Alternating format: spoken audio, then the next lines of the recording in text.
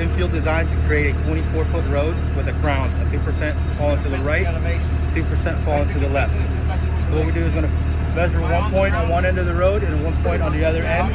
That creates your long slope, and then from that line, we'll build the cross section with 2% falling to each side.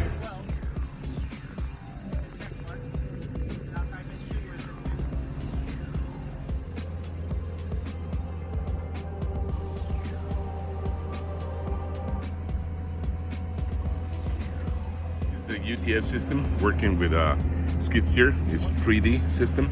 It's really simple to switch between UTS and GPS. The bracket that is on the top on the MT900, that is the prism, that is going to be having with a pigtail cable, you know, you can switch really quick from UTS to GPS and everything. And this is the system that we really recommended to use for parking lots, 3D performance with the best accuracy ever.